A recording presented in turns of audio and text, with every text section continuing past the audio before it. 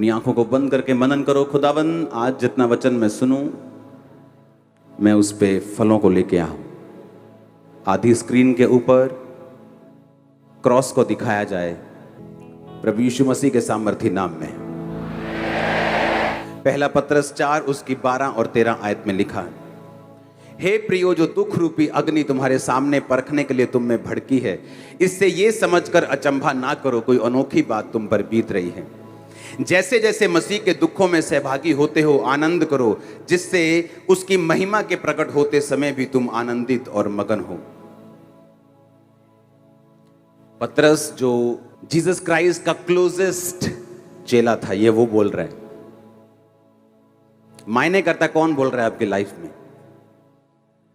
बहुत लोग बोल सकते हैं आपकी लाइफ में, लेकिन वो कौन है जो आपकी लाइफ में बोल रहा है, बहुत मायने करता है। अपने घुटनों पे आओ, अपने हाथों को उठाओ। हालेलुया। अपने पड़ोसी को बोलो, मायने रखता है कौन तुम्हारी जिंदगी में बोलता है। तो जिस वचन को तुम सुन रहे हो, उसे परमेश्वर के सबसे क्लोजेस्ट और सबसे सामर्थी चेले ने लिखा है। आमीन। क्योंकि मायने रखता है आपकी लाइफ में कौन बात कर रहा है, और उस समय पहचानना कि जो ये बात कर रहा है ये कहां से कर रहा है, किस किंगडम से कर रहा है। शैतान के किंगडम से कर रहा है कि परमेश्वर के किंगडम से बात कर रहा है। 2004 में जब बपतिस्मा लेकर मैं पानी के बाहर आया और हम बैठकर प्रार्थना कर रहे थे, तो थोड़े से लोग थे, 15-20, और बैठकर हम प्रार्थना कर रहे थे। और वहां पर एक बहन थी, वो आज भी मेरे कांटेक्ट में है। उसने कहा कि परमेश्वर का आत्मा मुझे बता रहा है कि यहाँ एक परमेश्वर का बहुत बड़ा दास बैठा, खुदा उसे बहुत इस्तेमाल करेगा। और सुनो, मुझे 1% भी मालूम नहीं था। मैंने कहा ये मैं तो हूं ही नहीं, किसी के लिए हो सकता है। कोई इंटेंशन नहीं थी इस्तेमाल होने की, जस्ट हीलिंग के लिए मैं बैप्टिज्म ले रहा था, हीलिंग के लिए फास्टिंग कर रहा था, हीलिंग के लिए प्रेयर कर रहा था, रोजे रख रहा था। लेकिन वो बात किस किंगडम से निकली थी? वो जीसस के किंगडम से आई थी। जीसस क्राइस्ट एक दिन जा रहे थे और एक चेले ने कहा, परमेश्वर ऐसा कभी ना हो कि तू क्रूस उठाए। जीसस ने कहा, ओ शैतान, मेरे सामने से दूर हो जा। क्योंकि वो बात उस समय परमेश्वर के राज्य से नहीं, शैतान के किंगडम से, शैतान के राज्य से आई थी। आपके आसपास के लोग अगर आपको पहचानना नहीं आता, तो कई बार वो ऐसी बातें, ऐसी शैतानी राज्य की बातें आपकी लाइफ पर बो देते हैं और बोल देते हैं, जिसका असर आपकी लाइफ में होता है अगर आप अज्ञान हैं, अगर आपको परमेश्वर के वचनों की समझ नहीं है। ओह, यू आर सो यंग, तुझे तो पढ़ना चाहिए अभी, तेरे तो लाइफ कैरियर बनाने की है, प्रार्थना तो फिर भी कर लेंगे, बुढ़ापे में कर लेंगे। ये शैतान का राज्य बोल रहा है। क्योंकि जैसे ही शैतान को मालूम है, अगर आप प्रेयरफुली पढ़ेंगे, आप उस डायरेक्शन में जाएंगे जहां परमेश्वर चाहता है। कितने इंटेलिजेंट स्टूडेंट्स हैं जिनका पेपर्स के दिनों में एक्सीडेंट हो जाता है, पेपर्स के दिनों में बीमार हो जाते हैं, पेपर्स के दिनों में भूलना शुरू कर देते हैं, डिप्रेस हो जाते हैं। तब उनकी इंटेलिजेंसी काम नहीं आती, ना बल से ना शक्ति से, बल्कि परमेश्वर की आत्मा के द्वारा, बाइबल कहती। एक इंटेलिजेंट मैन अपने बिजनेस में फेल है और उससे अधिक मूर्ख व्यक्ति 10 गुना अपने बिजनेस में पास, और वो सोचता है कि ऐसा क्यों? क्योंकि बाइबल कहती है आपको परमेश्वर की जरूरत है। उसके बिना आई गई हर आशीष टेम्परेरी हो सकती है, थोड़े दिनों की हो सकती है, साथ बहुत सारी श्रापों को लेके आई हुई हो सकती है। हालेलुया। इसलिए मायने रखता आपकी लाइफ में कौन बोल रहा है। मैंने यूट्यूबर्स देखे हैं, पैसा पैसा पैसा, गाड़ी खरीद ली, एक दिन उसी गाड़ी से एक्सीडेंट हो गया, मर गए। क्योंकि वो गाड़ी तो ब्लेसिंग है, लेकिन बाइबल कहती है जो ब्लेसिंग यहोवा देता है उसके साथ वो दुख नहीं मिलाता, उसके साथ वो पेन्स नहीं मिलाता। अगर आज का वचन आप समझ गए तो आपकी लाइफ चेंज होगी यीशु के नाम में। आज 2 चेलों की हम बात करेंगे, पहला पतरस और दूसरा याकूब। ये दोनों चेले परमेश्वर के बहुत करीब थे। इनको परमेश्वर का एक्सपीरियंस था, परमेश्वर के साथ चले थे। जब लंगड़े चलाने होते थे, जब तो चेले 12 होते थे, लेकिन जब मुर्दा को जिलाना होता था कई बार, जैसे 12 साल की लहू बहने वाली औरत को परमेश्वर ने चंगा किया, तो एक आराधनालय का सरदार यीशु मसीह के पास आके बोलता है कि परमेश्वर मेरी 12 साल की बेटी मरने पे है, आ और उसे चंगा कर, हाथ रख। और जीसस क्राइस्ट रास्ते में जा रहे थे तो किसी ने कहा तेरी बेटी मर गई है, अब गुरु को दुख ना दे। यीशु मसीह ने अनसुना करके उसके घर में गए, चेलों को बाहर छोड़ा, पतरस, याकूब और यूहन्ना को साथ लेकर और माता पिता को साथ लेकर उस लड़की को बोला, हे लड़की तलीता कुमी, यानी उठ। और बाइबल कहती वो उठ के बैठ गई। कौन थे वहां? पतरस, याकूब और यूहन्ना। आज हम 2 चेलों की बात करेंगे और इन 2 चेलों ने सेम चीज आपके लिए क्यों लिखी है, और परमेश्वर ने भी ये 2 बार बाइबल में क्यों होने दिया कि आपको सेम चीज 2, 3 बार, 4 बार परमेश्वर ने क्यों लिखी है? क्योंकि परमेश्वर एक खास मैसेज आपको देना चाहते हैं। और अगर ये खास मैसेज आप समझ गए, क्योंकि आपकी लाइफ इस पे निर्भर करती है, क्योंकि जब आप रास्तों में जाते हैं तो पुल आते हैं। आपके रास्ते 300 किलोमीटर चलने पर कोई पुल नहीं आया, इसका मतलब ये नहीं पुल आएगा नहीं, पुल आएगा। किसी का जल्दी, किसी का बाद में, किसी का बीच में, किसी का। तो परीक्षा आएगी, बाइबल कहती है। किसी की पहले होती है, किसी की बाद में होती है, किसी की बहुत ज्यादा होती है, किसी की पहले कम होती है।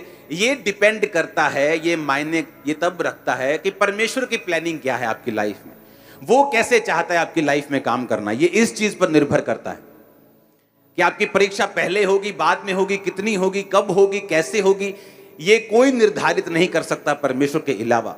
और 2 चेले, पहला पतरस 4 उसकी 12-13, पतरस कहता है जब दुख रूपी अग्नि तुम्हें परखने के लिए भड़की है, अचंभा ना करो कि अनोखी बात तुम में बीत रही है, जैसे मसीह के दुखों में सहभागी होते हो, आनंद करो। बोलो अपने पड़ोसी को आनंद करो। ऊंची आवाज में बोलो अपने पड़ोसी को आनंद करो। आपको मालूम है आनंद करने का मतलब क्या है? अपने पड़ोसी को बोलो आनंद करो। कौन कह रहा है आनंद करो? पतरस कह रहा है आनंद करो, कह रहा पार्टी करो, खुशी मनाओ, दुखी मत हो। और दूसरा चेला जो इसी की तरह सामर्थी था और परमेश्वर के सबसे करीब था, वो था याकूब। 1 उसकी 2 से 10 में लिखा, हे भाइयों, जब तुम नाना प्रकार की परीक्षाओं में पढ़ो तो इसको पूरे आनंद की बात समझो। ये भी कह रहा है आनंद की बात समझो, पतरस भी कह रहा है आनंद की बात समझो। यानी जब तुम्हें कोई परीक्षा पड़ जाए, वो परीक्षा क्या हो सकती है मैं नहीं जानता। मेरी लाइफ में कुछ और थी, वो बीमारियां थी, वो अटैक थे, वो डिप्रेशन था, वो विरोध था, वो कई तरह की चीजें थी। मेरी कॉलिंग बड़ी थी, परीक्षाएं बड़ी थी। आपकी कॉलिंग के हिसाब से, आपके फ्यूचर के हिसाब से, आपकी प्रिपरेशन, आपकी बुलाहट के हिसाब से परमेश्वर आपको परीक्षाएं देता है। लेकिन प्रॉब्लम यह है कि जब परीक्षा आती है तो विश्वासी का जो नेचर है वो कैसा है, ये मायने रखेगा कि वो परीक्षा में पास होगा कि परीक्षा में फेल होगा, या डिले होगा, या कंपार्टमेंट आएगी, या सप्ली आएगी, या कब उसकी क्लास क्लियर होगी। ये आपके नेचर और परमेश्वर के वचन की नॉलेज जो आपको है उस पर निर्भर करता है। अब एक परमेश्वर का दास जिसने लंगड़ों को चलाया, मुर्दों को जिलाया, वो कह रहा है कि जब तुम परीक्षा में पढ़ो तो कहता कोई अचंभी बात मत समझो कि मैं ही, मेरे साथ ही ऐसा क्यों हो रहा है, मैं ही ऐसा क्यों हूं, मेरे साथ ही ऐसा क्यों, दूसरे के साथ ऐसा क्यों नहीं। कहता मत समझो कि कोई अचंभी, कोई अनोखी बात तुम पे बीत रही है, पर कहता जैसे मसीह में के दुखों में सहभागी होते हो, आनंद करो। और याकूब कह रहा है कि जब तुम नाना प्रकार की परीक्षाओं में पढ़ो तो कहता पूरे आनंद की बात समझो। क्यों? ये चेले परमेश्वर के हमें आनंद करने के लिए क्यों कह रहे हैं? कोई आपके पास आके बोले ओह मुझे ये कैंसर का रोग है, आप बोलो जाओ पार्टी करो, जाओ आनंद करो, वो बोलेगा मार खानी है क्या तुमने? मैं कह रहा हूं कि मेरे घर में प्रॉब्लम हो गई, मैं कह रहा हूं कि मेरे ये हो गया, वो हो गया, तुम कह रहे हो आनंद करो। उसका कंडीशन ये है, इफ शर्त ये है कि वो परीक्षा आपके पाप के कारण नहीं होनी चाहिए। जैसे दाऊद की जिंदगी में बैतशेबा के साथ पाप के बाद जो परीक्षा आई, वो परीक्षा परमेश्वर की ओर से नहीं थी।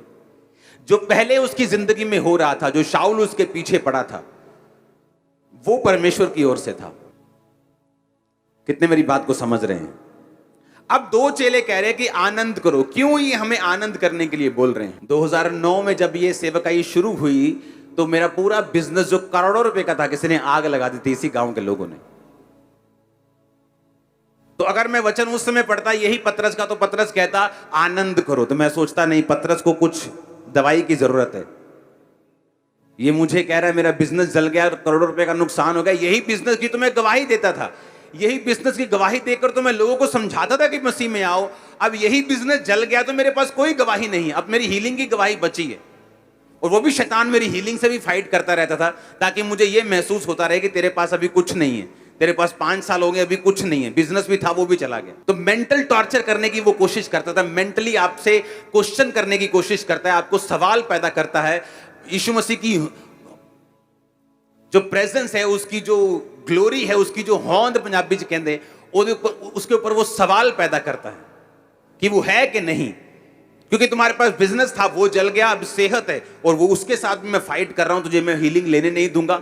तो ऐसा लगता कि क्या सचमुच परमेश्वर है भी या नहीं। लेकिन जब पतरस को पढ़ा तो उसने कहा आनंद समझो।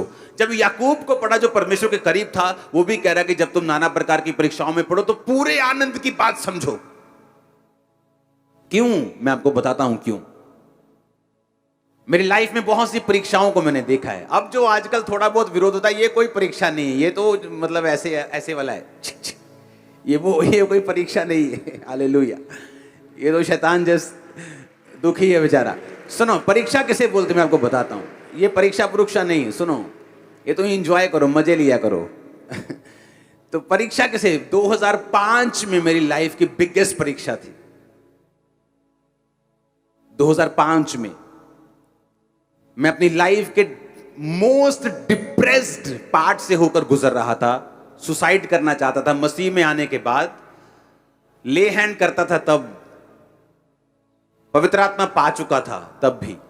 इतनी ज्यादा मेरी लाइफ में वो डिप्रेशन और डेविलिश अटैक्स थे, लेकिन शैतान मेरे अंदर नहीं था। खेल खूल वाला काम परमेश्वर में आने के बाद एक विश्वासी नहीं करता, अगर वो सच्चा विश्वासी है, अगर वो परमेश्वर की पावर को समझता है, अधिकारों को समझता है कि शैतान मेरी जूती के नीचे है, मैं शैतान में खेलूंगा नहीं, तो वो खेल बंद हो जाती है उस दिन, जिस दिन इंसान समझ जाता है। प्रेयर करने की भी जरूरत नहीं, करवाने की भी जरूरत नहीं कि दुष्ट आत्मा मेरे से निकाल दो। अगर तुम क्रिश्चियन हो, शैतान को बोलो ये शरीर यीशु का है, तेरा नहीं, चल भाग यहां से यीशु के नाम में। That's it. वो खेल आनी बंद हो जाएगी। जब सिर घुमाने के लिए शैतान बोले तो उसे स्टॉप करो, उसे बोलो ये शरीर तेरा नहीं, यीशु मसीह का है, ये हिलेगा नहीं, ये खुदा के काम करेगा। आप बोलते नहीं, जब बोलते नहीं तो शैतान काम करता है। परमेश्वर का रूह कह रहा है अपने दोनों दासों के जरिए से कि जब परीक्षाओं में पढ़ो तो इसे बिल्कुल आनंद की बात समझो, इसे प्योर आनंद समझो, प्योर दिल के साथ खुशी मनाओ जब तुम परीक्षाओं में पढ़ो। इसका रीजन है, आपकी लाइफ में एक समय आएगा, आप अगर परीक्षा में हैं, थे या होंगे, ये वचन सबके लिए एक है। आपकी लाइफ में एक टाइम आएगा, आप पवित्र आत्मा से भरे हुए होंगे, आप वचन को जानते होंगे, लेकिन शैतान फिर भी क्वेश्चंस आपके सामने रेज करेगा, सवाल पैदा करेगा। ये क्यों? अगर वो है तो ये क्यों है? अगर वो है तो ऐसा क्यों नहीं है? और इतने सारे क्वेश्चंस आपके साथ होंगे और आपको लगेगा कि आप कुछ नहीं कर सकते इन क्वेश्चंस के खिलाफ। तब वो परीक्षा जो आपकी हुई थी और उससे निकलने की फीलिंग्स और एक्सपीरियंस जो आपको हुआ था, आपको मसीह में सदा के लिए स्टैंड रखेगा यीशु के नाम में। मैं आपको सच कह रहा हूं, मैं अपनी लाइफ में खड़ा हूं, उसका एक मेजर कारण यह है कि 2005 की वो परीक्षा जिससे मैं सबसे अधिक तंग हुआ, और पार्ट्स में मैं उस परीक्षा से निकला हूं, पार्ट्स में कुछ कुछ करके 8 साल 9 साल 10 साल। लेकिन जब शैतान ने मेरी लाइफ में क्वेश्चंस रेज किए, बाइबल जानते हुए, पवित्र आत्मा से भरे हुए, सामर्थ पाए हुए भी, वो एक्सपीरियंस जो मेरा परीक्षा से निकलने के बाद जो मैंने प्रभु से लिया था, परमेश्वर ना इनकाउंटर हुआ मेरा आमना सामना, क्योंकि वो परीक्षा से निकलना आसान नहीं था। वो एक्सपीरियंस आज भी जब मैं याद करता हूं, वो परमेश्वर मुझे खड़ा रखता है, क्योंकि वो साबित करता है यीशु मसीह जीवित परमेश्वर। मैं आपको बता रहा हूं, वचन जानने वाले भी लोग कई बार बैकस्लाइड हो जाते हैं, क्योंकि उनका यीशु मसीह से आमना सामना नहीं हुआ, उन्हें ये प्रैक्टिकली नॉलेज नहीं है। आप जानते हैं पतरस वचन जानता था, यीशु मसीह को जानता था। जब यीशु मसीह मर गए तो फिर मछलियां पकड़ने के लिए चला गया था, अपना काम धंधा पकड़ने के लिए चला गया था, बैकस्लाइड हो गया था, और जीसस क्राइस्ट फिर उसके पास गए, इनकाउंटर हुआ। इनकाउंटर होना, आमना सामना होना, एक्सपीरियंस होना, जो वचन फिर आपने सुना होता है वो लगता है फिर कि ये सच्चा है। आपको समझ आनी चाहिए मैं क्या कह रहा हूं। बिना परीक्षाओं से निकले आपको ये वचन भी सच्चा नहीं लगेगा, मैं आपको बता रहा हूं। आप गवाहियां भूल जाओगे, मैं आपको बता रहा हूं। आप सब भूल जाओगे, मैं आपको बता रहा हूं। वचन होते हुए भी आप अविश्वास में रहोगे, पूरी तरह से विश्वास में नहीं होंगे। लेकिन जब आप उस एक्सपीरियंस को जो खुदा ने आपको दिया, और वो कब मिलता है आपको मालूम, वो तभी मिलता है जब आप परीक्षा में होते हैं। इसीलिए पतरस और याकूब को मालूम था कि जब परीक्षा में विश्वासी पड़ेंगे तो आनंद बनाना, क्योंकि उसी के कारण तुम फ्यूचर में खड़े रहोगे और बने रहोगे, स्ट्रांग रहोगे, बड़े काम करोगे यीशु में।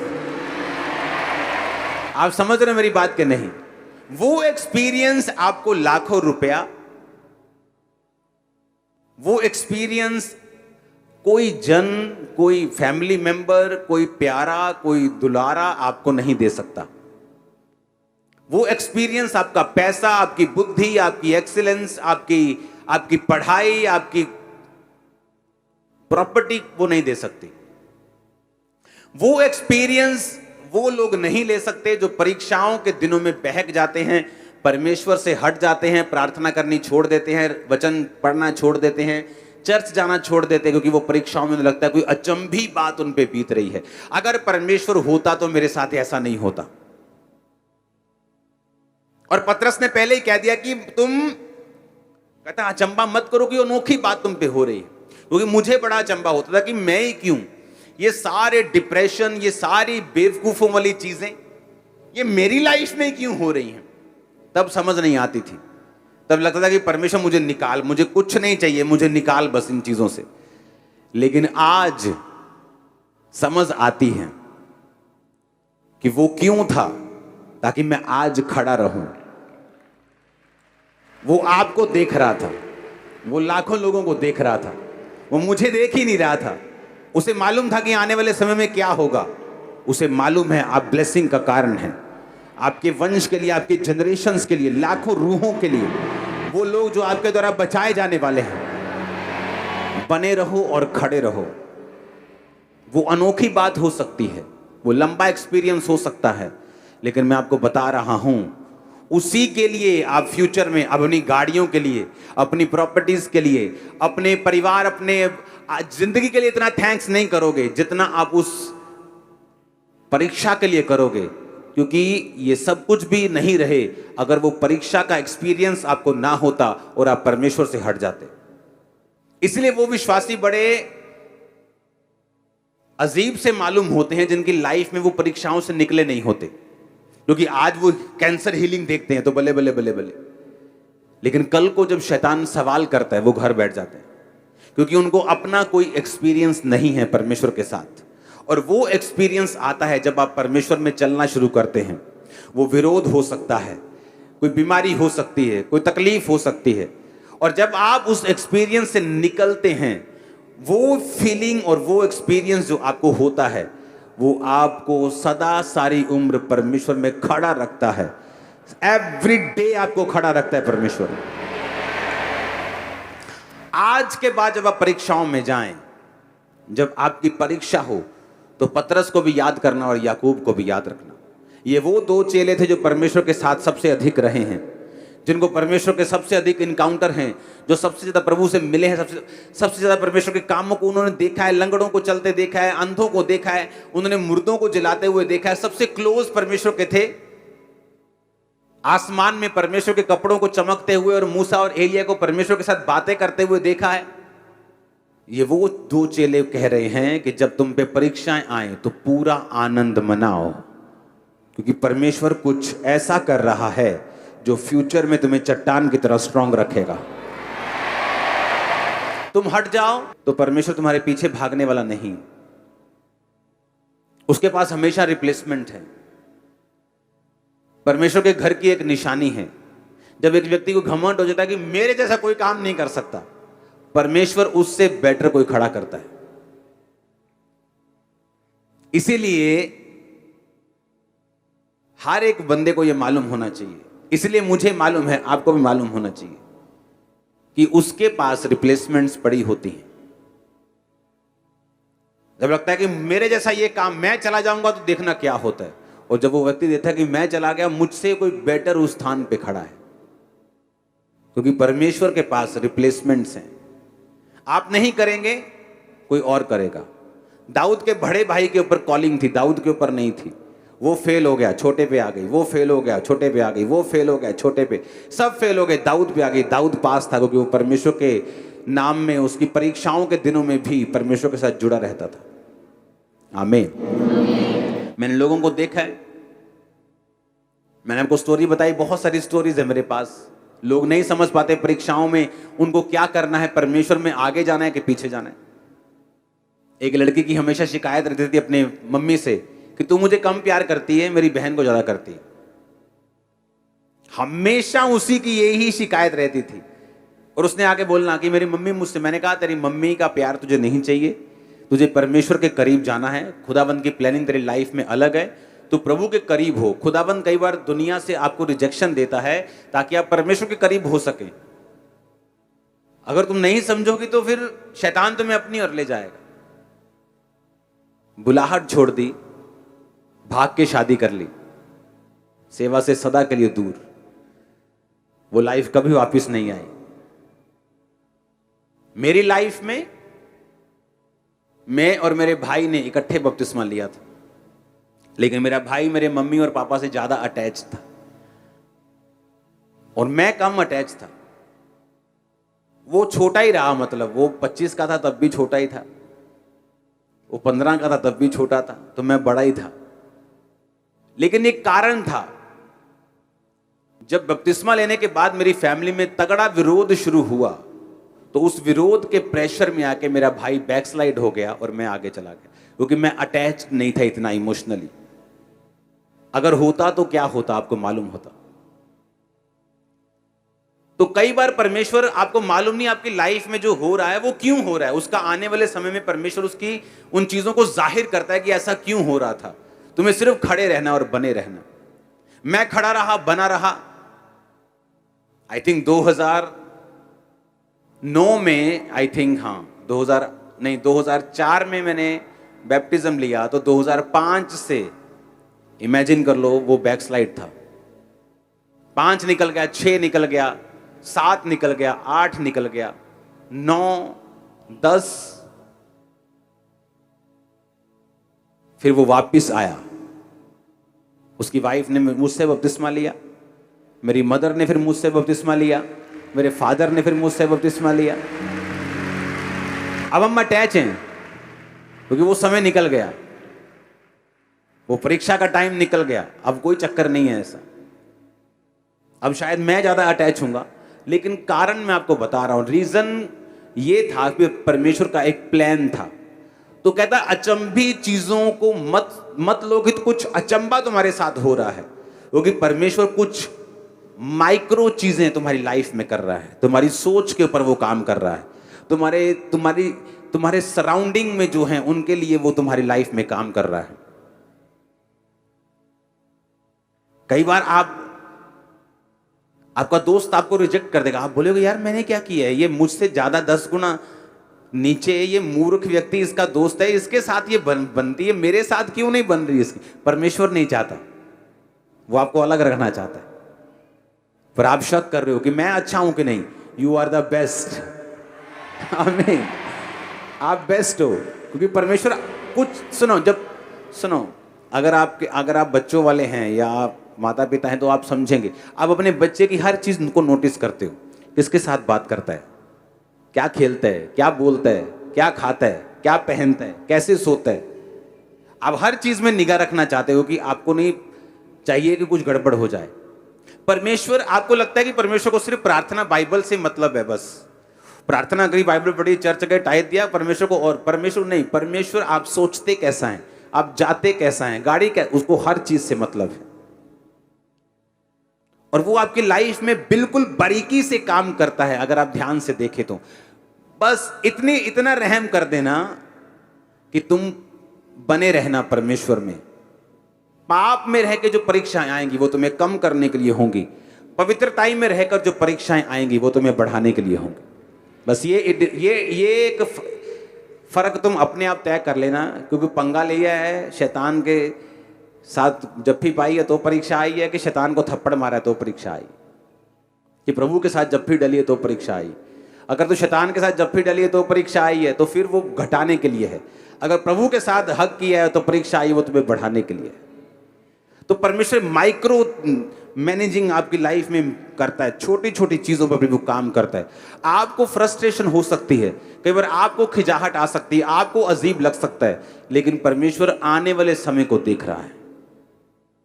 मेरा विश्वास है कि अब परीक्षाओं में आप आनंद को मनाएंगे, आप उसमें खड़े रहेंगे, विश्वास के साथ अड़े रहेंगे।